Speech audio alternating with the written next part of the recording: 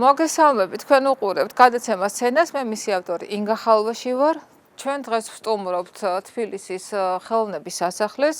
ჩვენი სტუმრობის მიზეზი მე ვფიქრობ, რომ თქვენთვისაც ძალიან საინტერესო იქნება. ეს გახლავთ ძალიან ცნობილი ხელოვნების შემოქმედი ადამიანის პირადი წერილები, ღია ბარათები, რომელსაც ისინი წერდნენ თავიანთი ოჯახის წევრებს ან მეგობრებს. მე ვფიქრობ, ეს საინტერესო იქნება თქვენთვის იმიტომაც, რომ კიდევ უფრო სხვა კუთხით დაგვანახებს ამ ადამიანებს. ჩვენი მეგზური დღეს იქნება ფონდის მცველი თამარ მაისურაძე, რომელიც თავისი საქმის პროფესიონალია და რომელსაც აქვს განსაკუთრებული თხრობის ნიჭი. მოგლეთ წავედით. გამარჯობა თამარ, ძალიან მიხარია თქვენთან შეხვედრა კიდევ ერთხელ. ძალიან დიდი მადლობა, რომ დაგვთანხმდით მონაწილეობაზე გადაცემაში. ჩვენ თხოვნა იყო ხელოვნების მოღვაწეთა ეპისტოლარული მემკვიდრეობის გაცნობა და ძალიან საინტერესოა თემა წამოჭერით ზუსტად ისეთი, რომელიც ფაქტიურად შეიძლება ითქვას ნელ-ნელა ქრება. ეპისტოლარული მემკვიდრეობა როგორც ასეთი ახალ არქივებს, აი ნელ-ნელა რაც შემოდის, სამწუხაროდ აღარ აქვს. რადგან უკვე გადავიდა ეს ყველაფერი სხვანაირი სახით მიმოწერაზე. თუმცა, აი ამითი ვართ ძალიან დიდრები და ამითი ვართ ძალიან ამაყნი, რომ ესა თუ ის ხელოვნების მოღვაწე არ აქვს ამას მნიშვნელობა რომელი ეპოქის არის. ბოლო წლებს გულისხმობ, რომ თითქოს აღარ არის, მაგრამ წინა წლებში ისეთი დიდი მიმოწერა აქვს და აი ყველაზე დიდი დატვირთვა იმას აქვს, თუ წერილში რამდენად ალალები არიან, რამდენად პირდაპირ წერენ. ცხოვრებისეული მიმოწერა კიდე სხვა არის, მაგრამ მეუღლისადმი, მეგობრისადმი, ოჯახის წევრისადმი, შვილისადმი, როგორი სხვა სტილით ხდება ეს ყველაფერი. როდესაც არქივი მუშავდება, აი ხა ცოტა ისეთ პროფესიულ სპეციფიკას გეტყვით. სულ ვცდილობ, რომ რა თქმა უნდა რომ ვახარისხებ, განცხადება წავა, ოქმი წავა, დიფერენცირებას რო ვაკეთებ, სულ ვცდილობ ვიპოვო წერილი, რომელიც მერე მიამბობს ამა თუ იმ პიროვნების, აი ვიცნობ, ამითი ვიცნობ პიროვნებას, მოგონება თავისთავად, მაგრამ აი წერილის საშუალებით მეძლევა ხოლმე საშუალება იმისი, რომ გავიგო ვის როგორ წერს, ვის როგორ ეკონტაქტება. შიდა სამზარეულოს გულისხმობ. და აი ეს არის მიუხედავად იმისა, რომ ვაჟა-ფშაველად დავიწყებ, თუ შეიძლება მოვიმარჯვებ თათმას. ვაჟა-ფშაველად დავიწყებ და რატო ვამბობ ამას? ვაჟა-ფშაველა, რომელიც ასეთი მნიშვნელოვანი პიროვნება იყო საქართველოსთვის და ფარგლებს გაცდა უკვე, არასდროს რასაც დაწერდა, თუნდაც ძალიან შეცდომით ყოფილიყო, არასდროს არ ათეთრებდა. მას არც საშუალება ჰქონდა იმის, რომ გადაეთეთრებინა ბოლოს არც მელანი და არც ფურცელი ასე იოლად მისთვის საშოვნელი არ იყო. რომც გადაესწორებინა, მაინც ასეც გადააგზავნა და სულ რომ ვიღაცისთვის, მამამთავრისთვის გადაიგზავნა.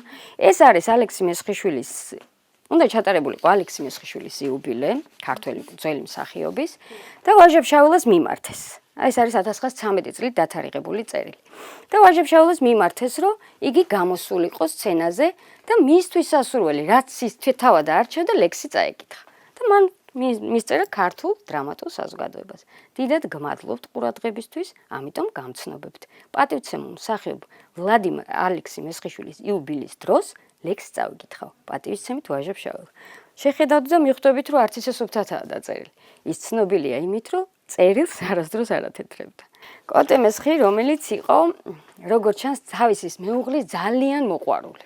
ეს ის პერიოდია, როდესაც უკვე ძალიან ჭირს თბილისში და ქუთაისში, ბათუმში მოღვაწეობა, თეატრალური მოღვაწეობა და ამიტომ ყველა რატომღაც მიემართება ევროპისკენ და ეს არის პარიზი.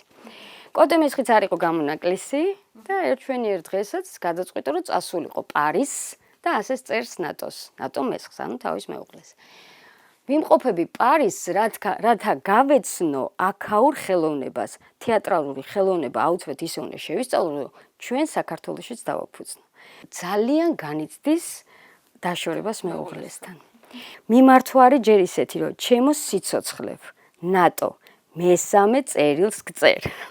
შენგან ჯერ ერთი წერილიც კი არ მიმიღია. ვიცი, რომ ტელეგრამა და ადრესი ძალიან გიჭირს გამოგზავნო, მაგრამ ღია ბარათი, რომელიც შედარებით იაფია, რატომ გაგჭირვებია გამოგზავნა. იცოდე, მე-7 დღეზე წერილი მიდი მოდის, სასწრაფო წერილები გამომიგზავნე.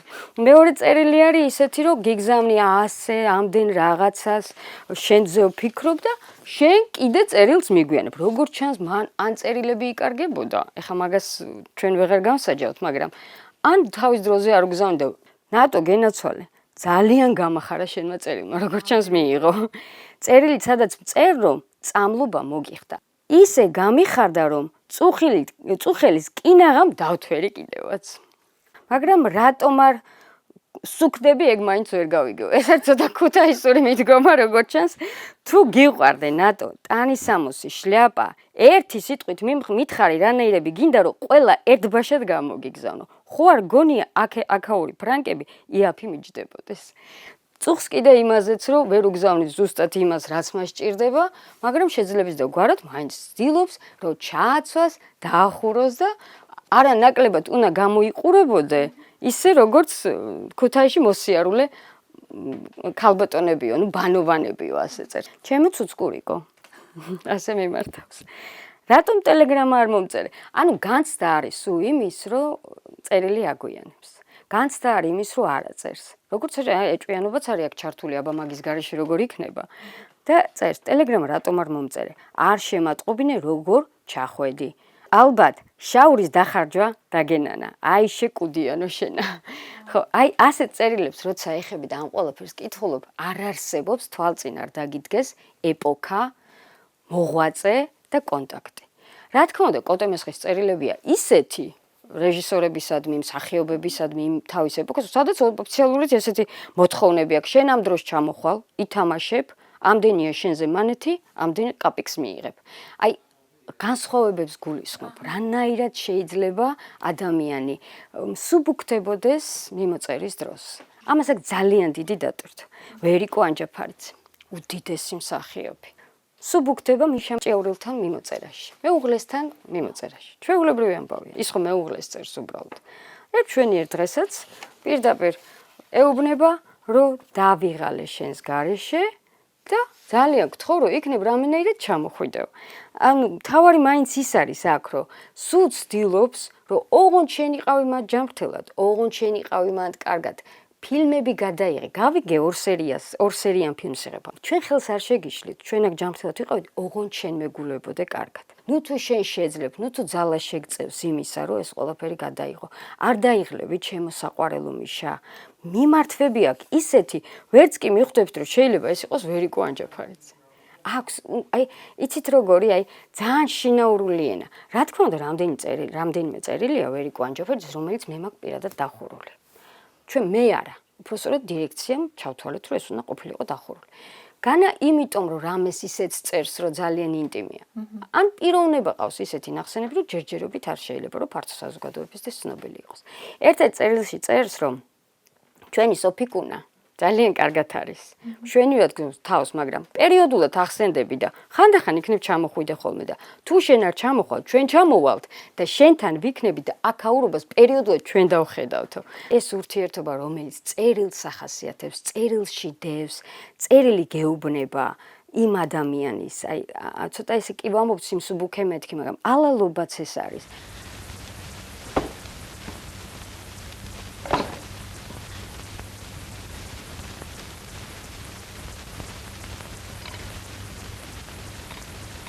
დაიჭი. ხილად გოგო. მოიტაკ. შენი წეს რა არის? საწამლავია. ერთი წვეთი რომ დაგეცე სულ დაიწრები. წადი. ავა.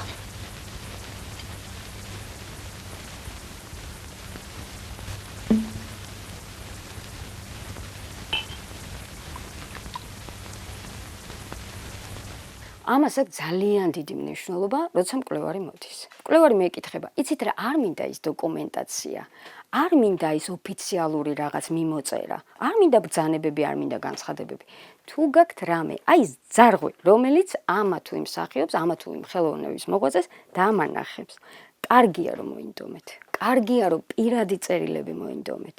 ის რასაც მე თქვენ წარგიდგენთ, აი სუსხვანაირად დაგანახებთ ვერიკოს, სუსხვანაირად დაგანახებთ კოტემესხს.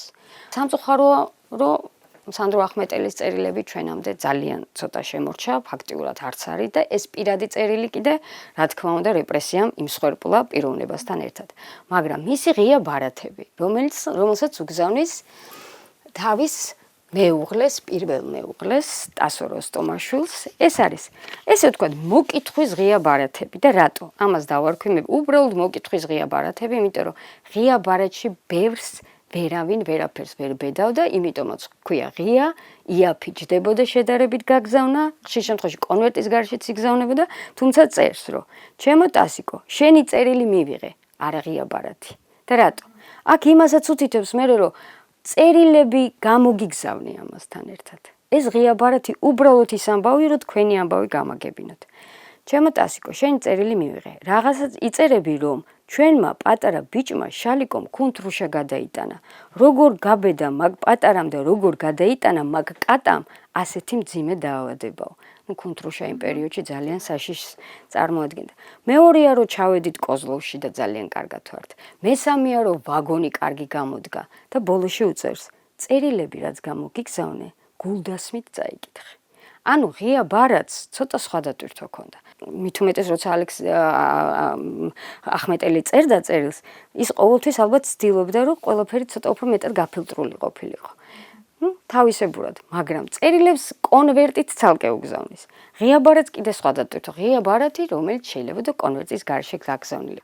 ეხლა სესილია თაყაიშვილს გაჩვენებთ. წერილებს, სესილია თაყაიშვილი ყველასთვის ცნობილი, გარდა იმისა, რომ სოფლიო მასშტაბით ცნობილი ბებია გახდა და ვინც წაიკითხა, ეს ხო ჩემი ბებია, თქვათ ყველამ ესე თქვა. მას ჰქონდა ძალიან ხისტი ხასიათი. ჰქონდა ისეთი ხასიათი, რომ მას მსახიობები აზრს ეკითხებოდნენ. მიდიოდნენ, ეკითხებოდნენ, იღებდნენ ძალიან უხეშ პასუხებს მისგან, ეს არ ვარგოდა. ეს სცენა არ გამოგივიდა. იმაში ცუდად ითამაში. მას ჰქონდა ძალიან საინტერესო, ასე ვთქვათ, ენაც გადმოცემის. თუმცა ის ამბობს ერთ-ერთ წერილში, რომ ეს არის, ეს მინდა ზუსტად წარგიგინოთ, ნოდარ დუმბაძეს წერს. მე მინდა წავიკითხო პირდაპირ, იმიტომ რომ კი მადლობის წერილია, თითქოს ისეთი არაფერი, მაგრამ მისი ხასიათი პირდაპირ ჩანს. ჩემო ნოდარ, მე მგონი წამლობამ კი არა, სვეტი ცხოველში დანთებულმა სამმა სანთელმა გიშველა. ეს არის უთო სესილია. არ ვღელავდი იმიტომ, რომ შენისთანა ადამიანებს გასაჭირი კი არა, ნათელი უნდა ედგეს თავზე. ჩემს რწმენას იუმორით შეეხები და ძახილის ნიშანი. დღეს ესე იგი 9 თებერვალს დასრულდა ჩემი ტანჯვა. დღეს 9 თებერვალს ჩამიწერეს 2 პატარა ოთახში. მე და ჩემი ბავშვები, რისთვისაც უდიდეს მადლობას გიხდი. აი ხა, როგორი უბრალო ენით დაწერილია. არანაირი პრანჭვა, არანაირი ისეთი, რომ რაღაცა ისე ოფიციალურად მიმართოს ნოდარს. შეიძლება ოფიციალურად ნოდარ დუმბაძე იმ დროს თანამდებობაზე იმყოფებოდა, მაგრამ არც თulis ის, რომ ესე უნდა მიმართოს. როგორ უბრალოდ წერს. ეს არის მთავარი.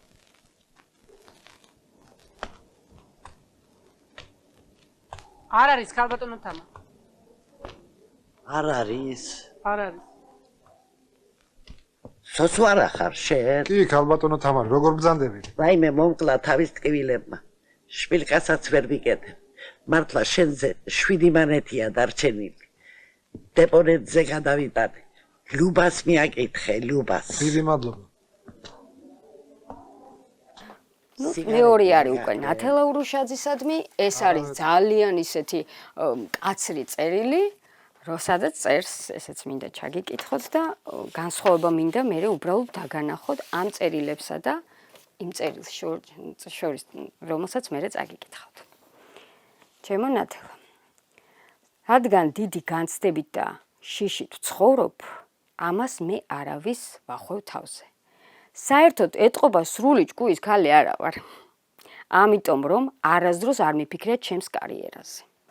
სულ ჭრდილში მინდოდა ყოფნა, შექება იჭვებს იწევდა და სულ მთელი ცხოვრების მანძილზე მეგონა რომ არ ვარ ამის ღირსი. არც ქების და არც აღიარების. რა ვქნა, ასეთი ვიყავი და ასეთი დავრჩები. ამიტომ ყოველთვის წინააღმდეგი ვიყავი, რომ ჩემს შემოქმედებაზე ვინმეს რამე გაეკეთებინა, ან გადაეხო. და სწორედ ბედმა მიმტყუნა და ჩამაგდო უნიჭო ტუწუცის ხელში, როგორიც აღმოჩნდა ვიღაც ვიგინდარა. არ ვიცი რა დავაშავე, ვის რა გაუფუჭე, და ვის რა დაუშავე. 3-ჯერ გავაგდე სახლიდან აპარატურით. ისევ მეახლა. გადამიღო. გავიდა დრო და მოვითხოვე, რომ ეჩვენებინა მაინც რა გააკეთა. მოიწვია თავის თანამშრომლები და უფროსები. დაიწყო ჩვენება. გული თუ არ გამისკდებოდა არ ვიცოდი. ასეთი უნიჭობა არ მინახავს. ამ დროს ხვდები, რომ მე უკვე ვეღარაფერს ვეღარ ვაკეთებ. არ ამბობს არც პიროვნებას ვინ გადაიღო და როგორ გადაიღო, მაგრამ მეუბნება, ეს იქნება პირველი და უკანასკნელი. სესილია თაყაიშვილი, სოფლიო ლამის უკვე მასშტაბის მსახიობი და ცნობადი პიროვნება. არ მინდა არანაირი აღიარება, არიან პიროვნებები, ვისაც ძალიან უყვარს გადაღება, მოაგროვეთ, მოხვეჭეთ, აი ეს ამ სიტყვებს ეუბნება, გადაიღეთ, მე შემეშვით. წერილებს წერდა გარდაცვლილ დედას. ეს არის სასწაული. ეს არის იმდენად დიდი სასწაული, ჩემთვის ყოველ შემთხვევაში აღმოჩენა იყო, რამდენს რა ვიცი გულში რეჩხს უზავს. ეს მტკივნეული თემაა. სესილია თაყაიშვილი, რომელიც იყო უძლიერესი პიროვნება. ეს პირველი წერილია დედიკო. ასე იწყებს. თუ ვიცოცხლე, ბევრ რამეს გიამბობ. იყავი მშვიდად. შენ თუ გეწერა სიკვდილი, ბედნიერი კი წახვედი. იმიტომ რომ შვილები თავს დაგტრიალებდნენ. ეს პატარა მონახაზი გავაკეთე, მაგრამ თავარს წაგიკითხავთ ახლა, რომელიც ყველაზე მეტად შეიძლება ძალიან ბევრს მოხვდეს გულზე. ჩემო დედიკო, მაპატიე რომ ვეღარ დავდივარ შენთან, დამნაშავე ვარ. იქნებ მსჯი დედა, ძალიან მიჭირს. მიშველე თუ იოტისოდენა გიყვარვარ. მიშველე ცოცხალს წერს. ცოცხლად აღქმულ დედას წერს წერილს. არ ვიცი რა დავაშავე, რატო ვარ ასეთ დღეში. დავიღალე დედა, დავიღალე.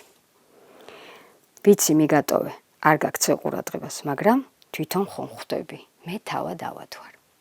მას მთელი ცხოვრება შაქარი ქონდა და ებრძოდა ამ დაავადებას. შენი ჭირიმე.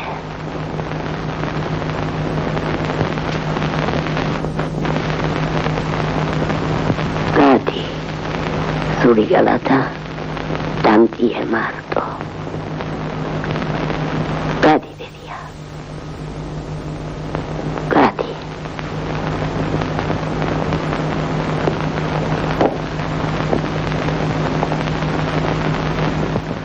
თუ ყოფილა ესეთი შემთხვევა, რომ საერთოდ შეგცვლიათ აზრი ამ ხელოვანზე, ან სასიკეთოდ, ან პირიქით. თუ ყოფილა ესეთი შემთხვევები. ხო, სამწუხარო, არა, რატო ვიტყვი სამწუხარო, ეს ჩვეულებრივი თანდებია, აუცილებლად. ერთმა პიროვნებამ გამაოგნა. იმდენად გამაოგნა თავისი წერილით, რომ ჩემთვის ასეთი დიდი პიროვნება უცებ გახდა, აი, მოდი პირდაპირ ვიტყვი, ცუდისკენ კი არ გადახარა, გამაოცა. მისმა დაწერილმა წერილმა დახურულია. ასეთ ამად მაინც ვერ დავილაპარაკებ, თუ რა ეწერა იქ, მაგრამ იმდენად ჩემთვის გაკვირვებამდე მივედი, აი ესე პირდაპირ ვიტყვი, პიროვნება ამოვიღე იმის გამო, რომ ქართულ გალობაზე რაღაც დამეწერა და იქ წერია ისეთი რაღაცები, რომ სასწრაფოდ ხურავ წერილს, არამც თუ აფიშირებას ვაკეთებ. კი, ყოფილა, მაგრამ სასიკეთოდ ყოფილა პირდაპირ მე სერგო ზაქარიაძის წერილებმა მსახიობი შემიყვარდა. თვითონ სერგო ზაქარიაძე დავინახე როგორც პიროვნება, რომელიც ყველაფერზე მზად არის, რომ ყველას გვერდში დაუდგეს და დაანახოს, რამდენად შეიძლება გვერდში დგომა. რამდენი წელია უკვე ამ ქაურობას ვემსახურები და ძალიან ხშირად მიგრძნია სიყვარული გამჩენია, აი ესე პირდაპირ ვიტყვი ამა თუ იმ პიროვნების მიმართ, იმიტომ რომ წერილი კიდევ იმეორებ გარდა იმისა, რომ მოგონება, წერილი ყოველთვის გეუბნება ვინ არის ეს პიროვნება. თუ ვიპოვე ისეთი წერილი, რომელიც მე მეუბნება ამ პიროვნებაზე, უფრო მნიშვნელოვანს, ვიდრე ნებისმიერი იქ დადებული რაღაც არქივის ნაწილი, რა თქმა უნდა, ყველა ჩვენთან მოდის საინტერესო და ძალიან საინტერესო, უინტერესო არქივი არ არსებობს. მიფიქრია მაშინვე, რომ აი ეს წერილი მეუბნება, რომ ეს არქივი ძალიან საინტერესოა. კიდევ ვიმეორებ, მოგონება და ეპისტოლარული მემკვიდრეობა ამდიდრებს ერთიორად ამდიდრებს იმ არქივს, რომელიც ჩვენთან მოდის. მინდა გკითხოთ, აი წლების განმავლობაში თუ იცვლება კალიგრაფია და რაზე მეტყოლებს ეს ცვლილება ამ პიროვნების შესახებ, ავად არის, კარგად არის, რაღაც პერიოდი ამის ცხოვრებაში თუ რა ხდება? შესანიშნავი კითხვაა. აუცილებლად. აი რამდენჯერ ყოფილა ჩვეულებრივად ვარკვევ ამა თუ იმ მსახიობის, ამა თუ იმ პიროვნების ნაწერს. ეს არის ხშირ შემთხვევაში ასაკობრივი ხელის გაფუჭება, რომელიც აბსოლუტურად ყველას მეც დამემართება და ძალიან ბევრსაც დაემართა. მაგრამ კიდე მეორე არის. რამ შეიძლება კიდე შეცვალოს? მდგომარეობა. მისმა ფიზიკურმა მდგომარეობა. ეს არის ავადმყოფობა, ეს არის განწყობა, ეს არის მსახიობისთვის თუ შემოქმედისთვის ფიასკო და წარმატება კიდე სხვანაირად ხდება. რა თქმა უნდა აისახება, რა თქმა უნდა. დაუბრუნდები ისევ სერგო ზაქარიაძის დღეურებს. აი იქ აქვს პერიოდი, როცა ფაქტიურად იმდენად გაკვრის წერია, რომ მე თითქოს თვალთ არ მაკლია, მაგრამ გამადიდებელიც კი მჭირდება, რომ კარგად გავერკვე თუ რა წერია და ხანდახან ყოფილა რომ იმდენად ვერ ამომიკითხავს, გადამიდია და დაუბრუნებულ ვარ მე. იმიტომ რომ იმ პერიოდში მას ჰქონდა ძალიან რთული პერიოდი თეატრში. არის კიდე პერიოდი, როდესაც მას ძალიან უჭირდა ფინანსურად, ეს იყო, როცა ის იწყებდა მოღვაწეობას, საერთოდ ასპარეზზე გამოდიოდა და წერს ესე რომ მე არა მაქვს ელემენტარული კოსტიუმი, რომ სცენაზე გავიდე და ვინმე ანა იმ დროისთვის ვინმე ანა კალანდაძის ლექსი წავიკითხო. მე ხო ამით ფულს შოულობ. ამიტომ მივდივარ გარდერობში, თეატრის გარდერობში, ვიცვამ კოსტიუმს და ფეხზეც იქნებ რამე მომიძებნოს გარდერობშიც ამაპატიეთ ამ ხვდებით, იქაც გაურკვეველი იყო ძალიან დიდი ხანი. იმდენად სხვანაირი ენით ეწერა და იმდენად წერის პროცესიც არის. ანუ წერ ძალიან გარკვევით და უცებ გადახტომებს აკეთებს. მობილიზებაცაც ვერ აკეთებს, ხშირ შემთხვევაში, ესა თუ ის მსახიობი იქნება თუ არა, მაგას ნიშნავს ხელოვნების მოღვაწე და წერს სხვანაირი სახით. ძალიან ბევრჯერ ყოფილა ეს შემთხვევა, რომ გადამიდია, ეს ალბათ ცუდი პერიოდია. თუმცა ჯარისკაცის მამის მოგონება იმდენად წყალივით მიდი და ისე კითხულობ, ბევრი ალბათ ასეთი წიგნი არსებობს, რომ დაჯდე და საკითხავი წიგნი არსებობს, რომ წაიკითხო. ყოველ დღეში რამდენჯერმე ჩანაწერი, აქედან აქ გადავედით, ეს გრემი გამიკეთეს, ასეთი რაღაც მეცვა, ძალიან საინტერესოა. ხვდებით რას ვამბობ?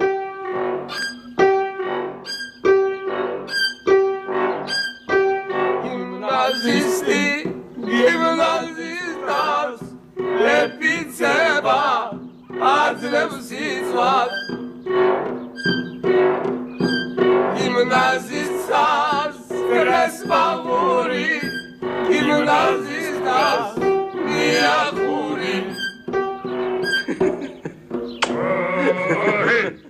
Wahid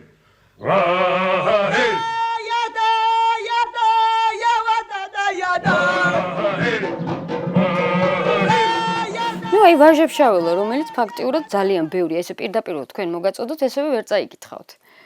ვერ წაიკითხავთ, ხო? თუ რა თქმა უნდა, კარგად ან მე არ გიკარნახეთ, მაგრამ ამასაც ხო გამოკვლევა უნდოდა, ხო? მაგრამ ის ვაჟებშაველა იყო, მას ჰქონდა ძალიან სრული უფლება ჰქონდა ჩემი გადმოსახედიდან, ზუსტად აი ესე დაეწერა, როგორც დაწერა.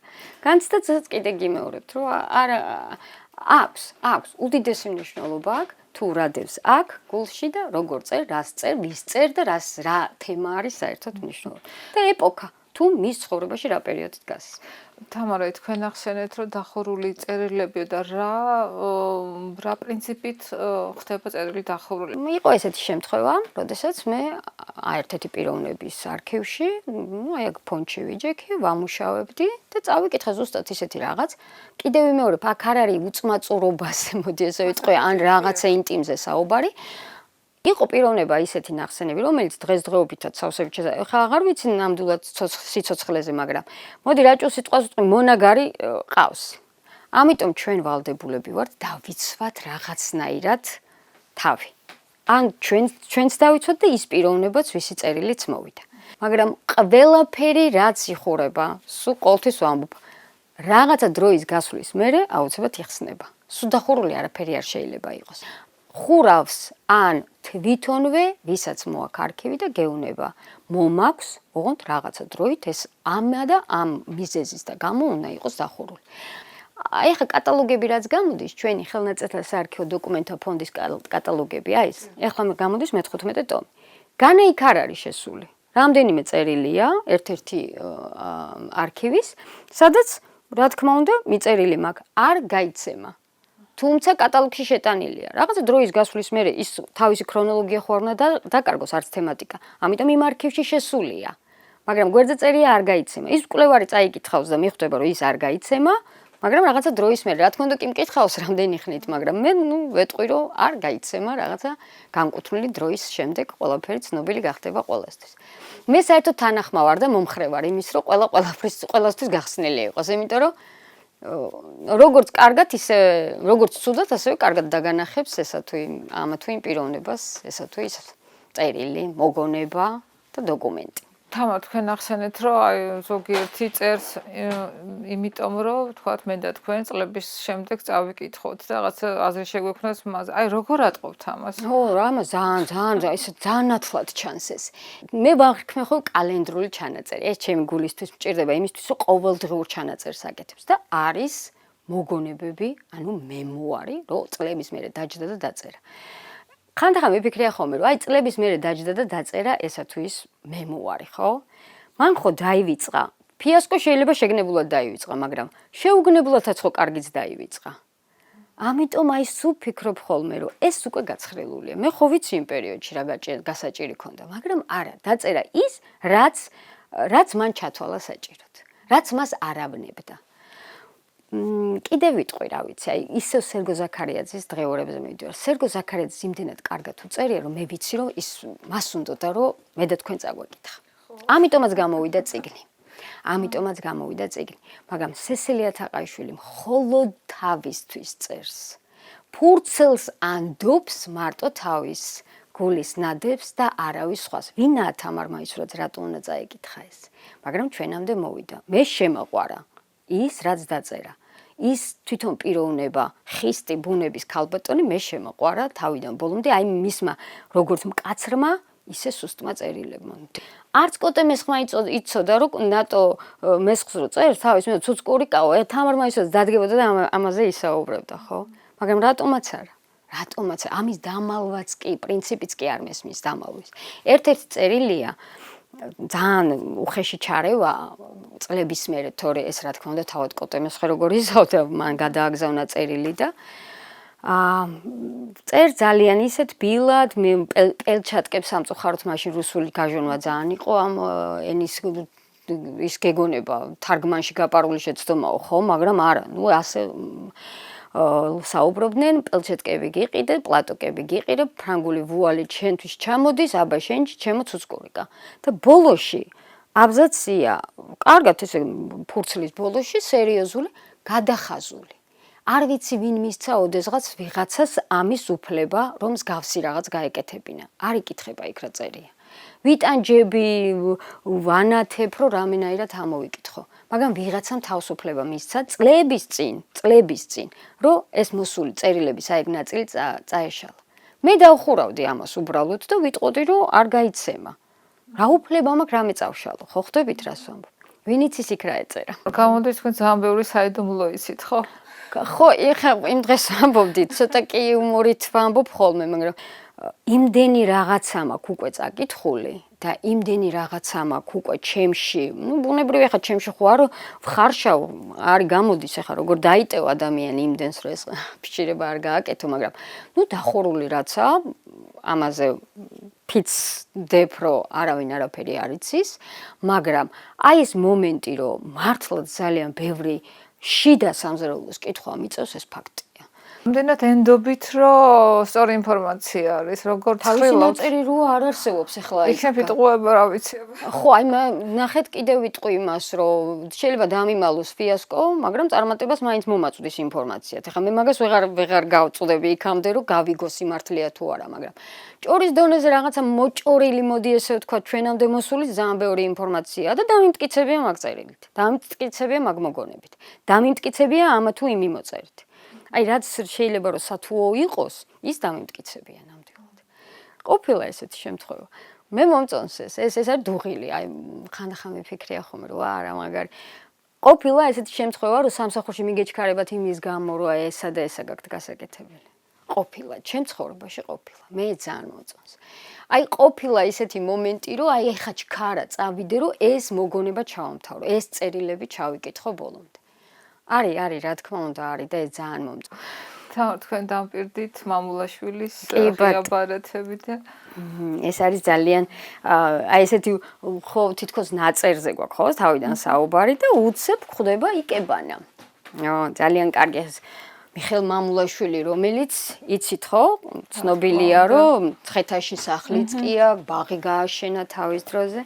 ულამაზესი წერილი ქალბატონ ანა ვარდიაშვილს ულოცავს ახალ წელს კი ბატონო და უგზავნის ხელნაკეთ ღია ბარათს. აი ეს არის ხელნაკეთი ღია ბარათი რომელიც არის გამხმარი ყვავილებისგან შექმნილი. ძალიან ლამაზია თავისთავად, მაგრამ ლამაზთან ერთად რამდენად ესთეტიური და ხო, ძალიან მნიშვნელოვანი. დღესდღეობით მსგავს რაღაცებს, საერთოდ წერილი და ღია ბარათი აღარ იგზავნება, არამც თუ ასეთი ლამაზი წერილი, თქვათ, გასაგზავნად მომზადებული. ძალიან დიდი მადლობა. ძალიან დიდი მადლობა, თამარ. რაღაც დარწმუნებული ვარ, რომ თქვენაც ისევე ისიამოვნეთ და ბევრი ახალი ამბავი გაიგეთ, საინტერესო მოულოდნელიც როგორც მე. კიდევ ერთხელ მადლობა, თამარ. პირიქით მადლობა რომ გვესტუმრეთ და აი ამ თემას შეეხეთ, რომელიც ჩემთვის ძალიან მნიშვნელოვანია. ფართო საზოგადოებისთვისაც მინდა გახდეს ეს ძალიან მნიშვნელოვანი. მე მგონი ამ გადაცემის მერე ბევრი მნახველი სტუმარი გეყოლებათ. ძალიან საინტერესოა. კიდევ ერთხელ მადლობა. ჩვენ ამით გემშვიდობებით. მომავალ შეხვედრამდე.